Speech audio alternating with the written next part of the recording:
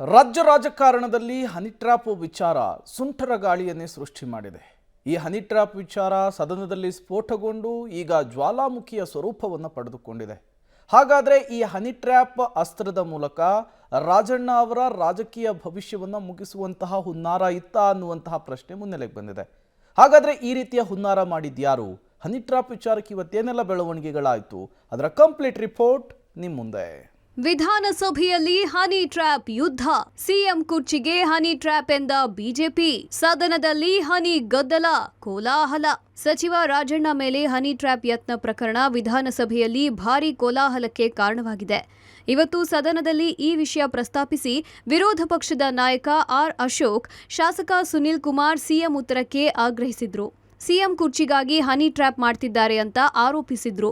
ಇದಕ್ಕೆ ಉತ್ತರಿಸಿದ CM Siddaramaiah, honey trap ಯಾರೇ ಮಾಡಿದ್ರೂ ತಪ್ಪೇ, ಪ್ರಕರಣದಲ್ಲಿ ಯಾರನ್ನು ರಕ್ಷಿಸುವ ಪ್ರಶ್ನೆಯೇ ಇಲ್ಲ. ರಾಜಣ್ಣ ಈವರೆಗೂ ಹೆಸರು ಹೇಳಿಲ್ಲ, ತಪ್ಪಿತಸ್ಥರ ಹೆಸರು ಹೇಳಿದ್ರೆ ಕ್ರಮ ಕೈಗೊಳ್ಳೋದಾಗಿ ಸಿಎಂ ಭರವಸೆ ಕೊಟ್ರು. ಒಬ್ಬ ನಿಮ್ಮ ಸಚಿವ ಸಂಪುಟದ ಸದಸ್ಯರೊಬ್ರು ಹನಿ ಟ್ರ್ಯಾಪ್ ನ ಫ್ಯಾಕ್ಟರಿ, ಸಿಡಿ ಫ್ಯಾಕ್ಟರಿ ರಾಜ್ಯದಲ್ಲಿ ನಡೀತಾ ಇದೆ ಅಂತ ಅಂದಾಗ್ಲೂ ಕೂಡ ಇದನ್ನ ಸರ್ಕಾರ ಗಂಭೀರವಾಗಿ ತೆಗೆದುಕೊಳ್ಳೋದಿಲ್ಲ ಅಂತಂದ್ರೆ, ಹನಿ ಟ್ರ್ಯಾಪಿಗೆ ಪಾರ್ಟಿನೂ ಇಲ್ಲ, ಜಾತಿನೂ ಇಲ್ಲ, ವ್ಯಕ್ತಿಯೂ ಇಲ್ಲ. ಹನಿ ಟ್ರ್ಯಾಪಿಗೆ ಕೇವಲ ಅಧಿಕಾರದ ದಾಹ ಅಷ್ಟೇ, ಬೇರೆ ಏನಿಲ್ಲ. ಇಂಥ ಪ್ರಸಂಗ ಯಾರ ಜೀವನದಲ್ಲೂ ಕೂಡ ಬರಬಾರದು. ಇದರಲ್ಲಿ ಯಾರೇ ಆಗಿದ್ರು ಕೂಡ ಇದನ್ನ ನಿರ್ದಾಕ್ಷಿಣ್ಯವಾಗಿ ಒಂದು ಇತಿಶ್ರೀಯನ್ನು ಆಡಬೇಕಾಗಿರುವಂತದ್ದು ಮುಖ್ಯಮಂತ್ರಿಗಳ ಕರ್ತವ್ಯ ಇದೆ. ನಿಮ್ಮ ಸಚಿವ ಸಂಪುಟದ ಸದಸ್ಯರ ಬಗ್ಗೆ ಸದಸ್ಯರು ನಿನ್ನೆ ಹೇಳಿರುವಂತಹ ವಿಷಯಕ್ಕೆ ಸಂಬಂಧಪಟ್ಟಂತೆ ನೀವು ದಯಮಾಡಿ ಉತ್ತರವನ್ನು ಕೊಡಬೇಕು. ಇವತ್ತು ಮುಖ್ಯಮಂತ್ರಿಗಳು ಈ ರಾಜ್ಯಕ್ಕೆ ಯಾವ ರೀತಿ ಮುಖ್ಯಮಂತ್ರಿಗಳು, ಅದೇ ರೀತಿ ಅವರು ಇಡೀ ಕ್ಯಾಬಿನೆಟ್ಗೆ ನಾನು ಕ್ಯಾಬಿನೆಟ್ ಸಚಿವನಾಗಿದ್ದೀನಿ, ಇಡೀ ಕ್ಯಾಬಿನೆಟ್ಗೆ ಅವರೇ ಹೆಡ್ ಮಾಸ್ಟರ್ ಇದ್ದಂಗೆ. ಆ ಕ್ಯಾಬಿನೆಟ್ ಇಲ್ಲಿರೋ ಅಂತ ಸಚಿವರ ಒಂದು ಜವಾಬ್ದಾರಿ ಮುಖ್ಯಮಂತ್ರಿಗಳ ಮೇಲೆ ಇರ್ತದೆ. ಅವರ ಕಾಪಾಡುವಂಥದ್ದು ಕೂಡ ಮುಖ್ಯಮಂತ್ರಿಗಳ ಜವಾಬ್ದಾರಿ.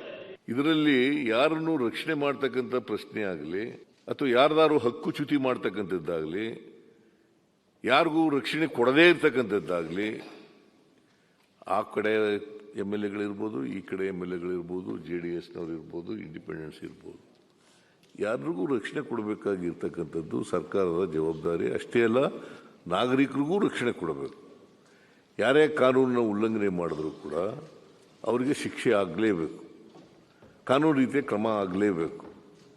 ಕಾನೂನು ರೀತಿ ಕ್ರಮ ತಗೊಳ್ಳಿಕ್ಕೆ ಪ್ರಯತ್ನವನ್ನ ಮಾಡ್ತೀವಿ. ಹೈಕೋರ್ಟ್ ಜಡ್ಜ್ ನೇತೃತ್ವದಲ್ಲಿ ತನಿಖೆ ಆಗ್ಲಿ ಎಂದ ಬಿಜೆಪಿ, ಸಿಎಂ ಜೊತೆ ಚರ್ಚಿಸಿ ನಿರ್ಧಾರ ಅಂದ್ರು ಹೋಮ್ ಮಿನಿಸ್ಟರ್. ಹನಿ ಟ್ರ್ಯಾಪ್ ಬಗ್ಗೆ ಉನ್ನತ ಮಟ್ಟದ ತನಿಖೆಗೆ ಸಿಎಂ ಸಿದ್ದರಾಮಯ್ಯ ಆದೇಶಿಸಿದ್ರು. ಇದಕ್ಕೆ ಹಾಲಿ ನ್ಯಾಯಾಧೀಶರು ಅಥವಾ ಸಿಬಿಐ ತನಿಖೆ ನಡೆಸಬೇಕೆಂದು ಕೇಸರಿ ಪಡೆ ಆಗ್ರಹಿಸಿತ್ತು. ಸಿಎಂ ಕುರ್ಚಿಗಾಗಿ ನಡೆಯುತ್ತಿರೋ ಹುನ್ನಾರ ಇದು. ಸಿಎಂ ಬೆಂಬಲಿಗರನ್ನೇ ಟಾರ್ಗೆಟ್ ಮಾಡ್ತಿದ್ದಾರೆ ಅಂತ ಅಶೋಕ್ ಆಪಾದಿಸಿದ್ರು. ಇವತ್ತು ಸಿದ್ದರಾಮಯ್ಯ ಸಿಎಂ ಆಗಿದ್ದಾರೆ, ನಾಳೆ ಬೇರೆ ಪಕ್ಷದವರು ಆಗಬಹುದು, ಅವರ ಮೇಲೂ ಆಗಬಹುದು. ಹಾಲಿ ನ್ಯಾಯಾಧೀಶರಿಂದ ಅಥವಾ ಸಿಬಿಐ ತನಿಖೆ ನಡೆಸಬೇಕೆಂದು ಆಗ್ರಹಿಸಿದ್ರು. ನಿಮ್ಮ ಸಲಹೆಯನ್ನು ಪರಿಗಣನೆ ತೆಗೆದುಕೊಂಡು ಚರ್ಚಿಸಿ ಯಾವ ತನಿಖೆ ಅನ್ನೋದರ ನಿರ್ಧಾರ ಮಾಡ್ತೇವೆ ಅಂತ ಪರಮೇಶ್ವರ್ ತಿಳಿಸಿದ್ರು. ಇಲ್ಲಿ ಮಂತ್ರಿಗಳು ಮಾತ್ರ ಇದ್ರೆ ನೀವು ಉನ್ನತ ಕರೆಕ್ಟ್ ಆಗಿದೆ. ಇಲ್ಲಿ ಜಡ್ಜ್ಗಳಿದ್ದಾರೆ, ಹೈಕೋರ್ಟ್ ಕೇಂದ್ರದ ನಾಯಕರಿದ್ದಾರೆ, ಇವ್ರನ್ನೆಲ್ಲ ಹೋಗಿ ಪೊಲೀಸರು ನೋಡಿ ಇದು ಎಲ್ಲರೂ ಮುಖ್ಯಮಂತ್ರಿ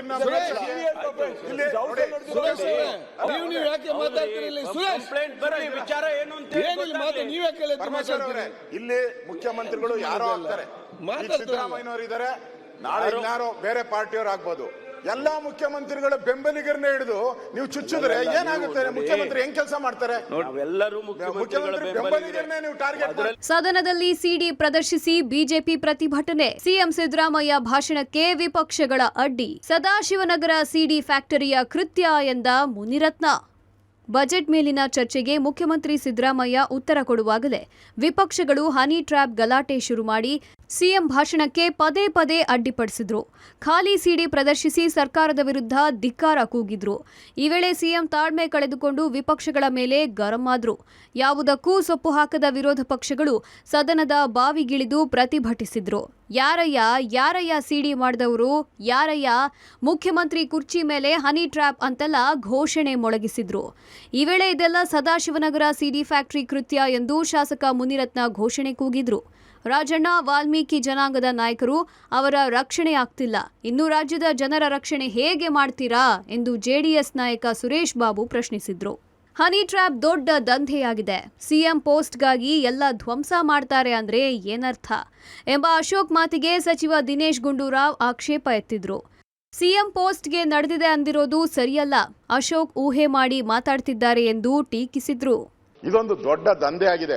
ನಿಮ್ಮ ಮುಖ್ಯಮಂತ್ರಿ ಪದವಿಗೋಸ್ಕರ ಅಥವಾ ಇನ್ನೊಂದು ಪದವಿಗೋಸ್ಕರ ಎಲ್ಲಾರನ್ನೂ ಧ್ವಂಸ ಮಾಡಾಕ್ತೀನಿ ಅಂತ ಹೇಳಿದ್ರೆ ನಾವು ರಾಜಕೀಯ ನೈತಿಕತೆ ಎಲ್ಲಿದೆ? ಇದು ಈ ಸದನಕ್ಕೆ ಒಂದು ನೈತಿಕತೆ ಹಾಳಾಗೋಗಿದೆ. ಈಗ ವಿರೋಧ ಪಕ್ಷ ನಾಯಕರು ಏನೇನೋ ಹೇಳ್ತಾರೆ. ಮಂತ್ರಿ ಪದವಿಗೋಸ್ಕರ, ಪದವಿಗೋಸ್ಕರ ವಿರೋಧ ಪಕ್ಷ ನಾಯಕರಾಗಬೇಕು ಅಂತನೂ ಇರ್ಬೋದು, ಯಾರೋ ಗೊತ್ತು, ವಿರೋಧ ಪಕ್ಷ ನಾಯಕರಾಗಬೇಕು ಅಂತನೂ ಇರ್ಬೋದು. ನೋಡಿ, ಇವೆಲ್ಲ ನಾವು ಊಹೆಗೋಸ್ಕರ ಮಾತಾಡಬಾರ್ದಿಲ್ಲ. ವಿಧಾನಸಭೆಯಲ್ಲಿ ಊಹೆಗಳ ಮೇಲೆ ಮಾತಾಡಬಾರ್ದು. ಯತ್ನಾಳ್ಗೆ ಚೀಟಿ ಕೊಟ್ಟಿದ್ಯಾರು? ಸಿಬಿಐ ತನಿಖೆಗೆ ಸುರೇಶ್ ಗೌಡ ಆಗ್ರಹ. ಇನ್ನು ಹನಿ ಟ್ರ್ಯಾಪ್ ಚರ್ಚೆಯ ವೇಳೆ ಶಾಸಕ ಯತ್ನಾಳ್ಗೆ ಬಂದ ಚೀಟಿ ಸಾಕಷ್ಟು ಸಂಚಲನ ಮೂಡಿಸಿದೆ. ಈ ಬಗ್ಗೆ ಪ್ರತಿಕ್ರಿಯಿಸಿದ ಶಾಸಕ ಸುರೇಶ್ ಗೌಡ, ಯತ್ನಾಳ್ಗೆ ಚೀಟಿ ಕೊಟ್ಟವರು ಯಾರು? ಇದರ ಬಗ್ಗೆ ಸಿಬಿಐ ತನಿಖೆ ಆಗಬೇಕು ಎಂದು ಆಗ್ರಹಿಸಿದ್ರು. ಯತ್ನಾಳ್ ಮಾತನಾಡ್ತಿದ್ದಾಗ ಅವರಿಗೆ ಒಂದು ಚೀಟಿ ಬಂತು. ಚೀಟಿ ಬಂದ ಮೇಲೆ ಯತ್ನಾಳ್ ಹನಿ ಟ್ರ್ಯಾಪ್ ವಿಚಾರದ ಬಗ್ಗೆ ಮಾತನಾಡಿದ್ರು ಎಂದ್ರು. ಯತ್ನಾಳ್ ಹನಿ ಟ್ರ್ಯಾಪ್ ಮಾತನಾಡೋದಕ್ಕೂ ಮುನ್ನ ಒಂದು ಚೀಟಿ ಆಡಳಿತ ಪಕ್ಷದಿಂದ ಬಂತು. ಈ ಚೀಟಿ ಕೊಟ್ಟವರು ಯಾರು? ಇದರ ತನಿಖೆ ಆಗಬೇಕು. ಚೀಟಿ ಕೊಟ್ಟವರು ಸಿಎಂಗೆ ಆಪ್ತರ? ಇದರ ತನಿಖೆ ಆಗಬೇಕು, ಸಿಬಿಐ ತನಿಖೆ ಆಗಬೇಕು ಎಂದು ಆಗ್ರಹಿಸಿದ್ರು. ಯತ್ನಾಳ್ ಅವ್ರಿಗೆ ಹೇಳಕ್ ಮುಂಚೆ ಯತ್ನಾಳ್ ಒಂದು ಚೀಟಿ ಬಂತು ಆ ಕಡೆಯಿಂದ, ಯಾರೋ ಒಬ್ಬರು ಮಂತ್ರಿಗಳು. ದಯವಿಟ್ಟು ಅದನ್ನ ತನಿಖೆ ಮಾಡಿ. ಕಾಂಗ್ರೆಸ್ ಪಕ್ಷದಲ್ಲಿ ಏನಾಗ್ತಾ ಇದೆ, ಇದು ವೆರಿ ಸೀರಿಯಸ್ ಅಫೆನ್ಸ್. ಯಾರು ಚೀಟಿ ಕೊಟ್ಟಿದ್ದು ಕೇಳಿ. ಇದನ್ನ ಎಲ್ಲರ ಅಭಿಪ್ರಾಯ ಹೇಳ್ತಾರೆ. ಕಾಂಗ್ರೆಸ್ ಪಕ್ಷದಲ್ಲಿ ಏನ್ ನಡೀತಿದೆ ಅನ್ನೋದು ಗೊತ್ತಿಲ್ಲ. ಈ ತರ ಆಡಳಿತ ನಡೆದ್ರೆ ಒಬ್ಬ ಮಂತ್ರಿ ಮೇಲೆ ಕೇಳಿ.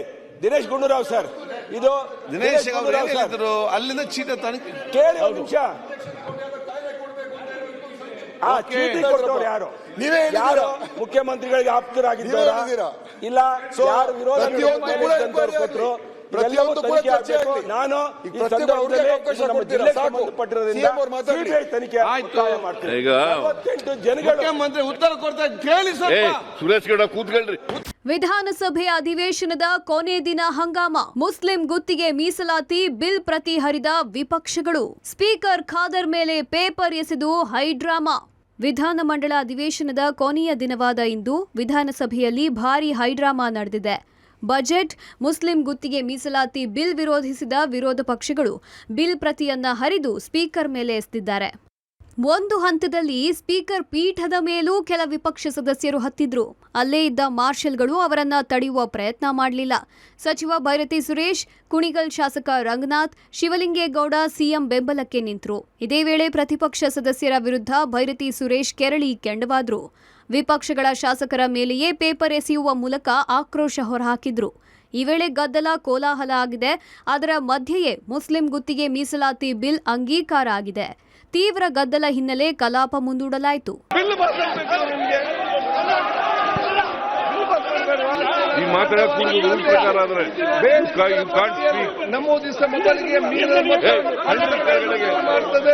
ಒಟ್ನಲ್ಲಿ ಒಂದ್ ಕಡೆ ಮುಸ್ಲಿಂ ಮೀಸಲಾತಿಗೆ ವಿರೋಧ, ಮತ್ತೊಂದು ಕಡೆ ಹನಿ ಟ್ರ್ಯಾಪ್ ವಿಚಾರ. ಎರಡನ್ನೂ ಇಟ್ಕೊಂಡು ಬಿಜೆಪಿ ಸದನದೊಳಗೆ ಹೋರಾಟಕ್ಕೆ ಇಳಿದಿದ್ರಿಂದ ವಾತಾವರಣ ಕಾವೇರಿತ್ತು. ಬಿಜೆಪಿ ಸದಸ್ಯರು ಕೈಯಲ್ಲಿ ಸಿಡಿಗಳನ್ನ ಹಿಡ್ಕೊಂಡು ಸಿಎಂ ಮುಂದೆ ಪ್ರತಿಭಟಿಸಿದ್ರು. ಸ್ಪೀಕರ್ ಕುರ್ಚಿಯ ಮೇಲೆ ಬಜೆಟ್ ಪೇಪರ್ಗಳನ್ನ ಎಸೆದ್ರು. ಗದ್ದಲ, ಗಲಾಟೆ, ಕೋಲಾಹಲ ಜೋರಾಯಿತು. News desk, public TV.